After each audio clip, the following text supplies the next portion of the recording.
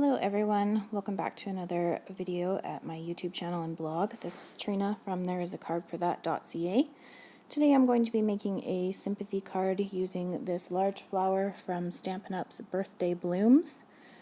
It's a foam stamp, so I prefer to use it in the MISTI because I have issues getting a good impression, especially with such a large stamp. And with the MISTI I can just make sure that I can stamp it again if I need to. So I'm stamping with Memento Tuxedo Black ink on 110-pound Copic-friendly cardstock, and I'm going to be coloring that in with Copic markers. For the flower itself, I'm going to be using YR02, YR00, and R30. So I'm just going to start with my darkest color in the areas where I want my shadows to be. There's so many different ways that you can use your Copic markers, and really you have to play around and you have to figure out what is best for you. For an image that I'm not sure about or a new image, I typically use my middle color first, starting where I want the shadows to be, then going over with my darker color so that I can pull that out with the middle color again, and then going over with my lightest color. I'm not Copic certified, I've never taken classes, they're not really available in my area. If they were, I'd totally take them, but I haven't been able to yet. I'd love to. So you really just have to go with what works for you. Here I'm using the YR00 to pull the shadows out further along into the petal, and then I'm going to go over all of that with the R30 to blend it all together and get the color right to the end. I like a soft blend. I don't really like the hard lines.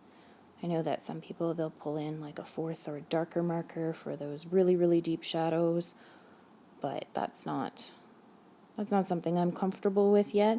Maybe one day, maybe I'll get brave and try something new and use like crazy dark colors, but not today. Today I wanted a super soft color.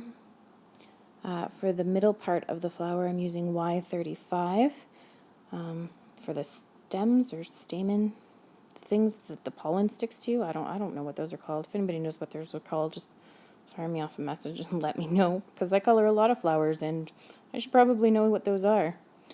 For the leaves I'm going with G12 and G00. I'm just using the G12 over the veins,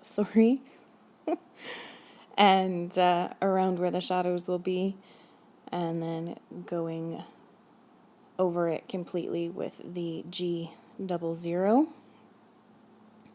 I really wanted the blossom itself to be the focus of this piece. I'm not even coloring like those little extra leaves or the tiny buds or anything like that, because I'm not going to be using them.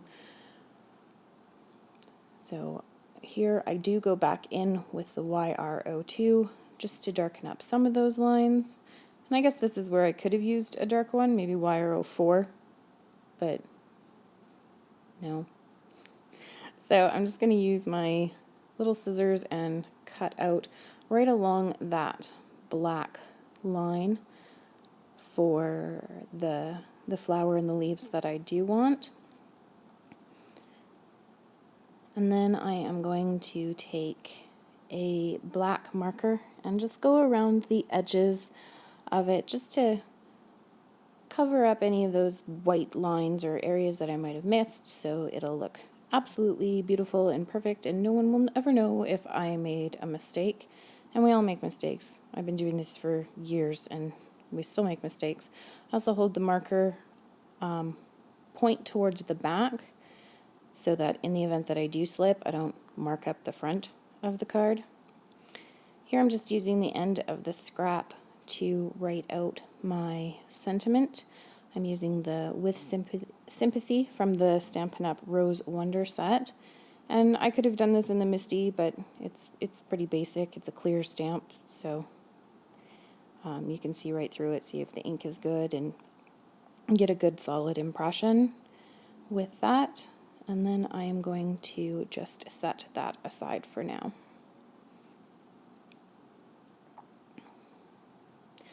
Next, I'm going to take a piece of black 65-pound cardstock. I think this one is from just Recollections, and I'm going to be using these Flourish stamps from Inkadinkado with some Versamark ink, and that's just a clear sticky ink that the embossing powder will stick to. I do make sure that I prep my paper completely with the powder tool first so that the embossing powder only sticks to where I want it to stick. Then I'm just going to stamp each of these images twice, just kind of randomly over the black cardstock.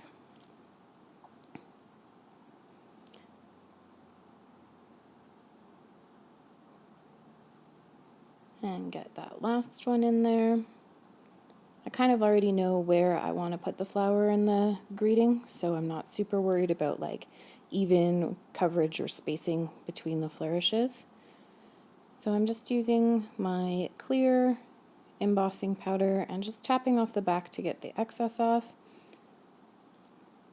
And then I'm going to take a fine paintbrush and just brush away some of the little areas where it did stick where I didn't want it. It would have been a whole lot worse if I hadn't prepped it. And you don't even need a special powder tool to prep it. You can use a soft paintbrush and kitchen flour or talc powder or baby powder or cornstarch, anything just to remove the static. And then I'm going to heat that with my heat tool, and then just use a dry baby wipe or a Swiffer cloth just to get the powder off of the background.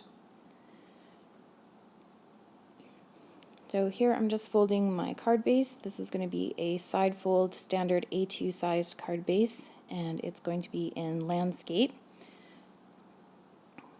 And an A2 size card base is 4 1/4 by 5 1/2. And I'm just using my cheap little tape runner to adhere that black panel down to the front of the card. And then I'm going to measure out where I want my grading to be. So I'm just going to trim that down a little bit with the paper trimmer, and I'm going to cut a partial angle. I guess it's a full angle. I mean, any angle's a full angle, really.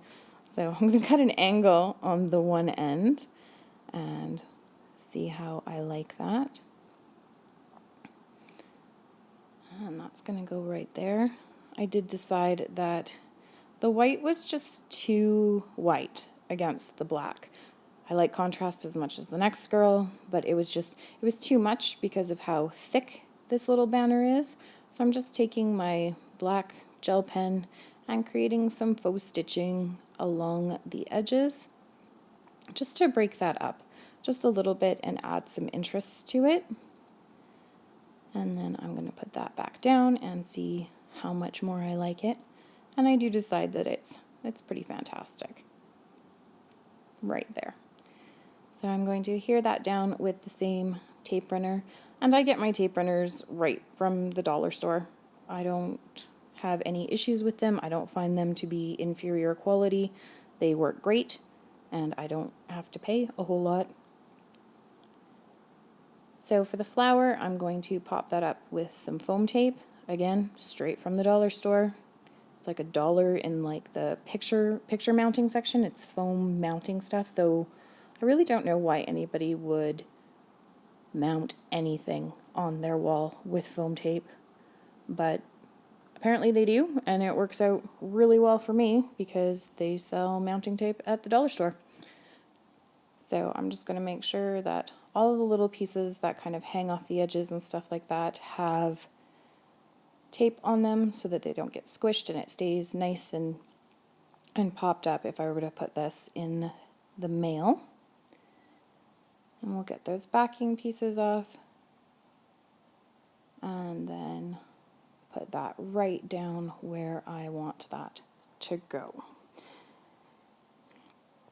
And while I was making the card, I decided that the tone-on-tone embossing flourishes that I had done were just not enough, so I pulled out my black Nuvo crystal drops, and I'm just adding some drops around randomly on the background just for some more interest and some added. And I do like to try and use odd numbers. Odd numbers seem to be much more appealing to the eye. I didn't believe it at first, so I tried it, and it's totally true, so you can trust me on that. And then I'm taking some Glossy Accents by Ranger and going over those yellow stamens. I'm going to go with stamens because I think that sounds right. Over that.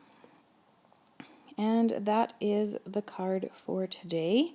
Oh, no, it's not. I do decide to put some glitter pen over the petals. This is normally something I would do before I put on the Glossy Accents, just so I don't get it on the brush.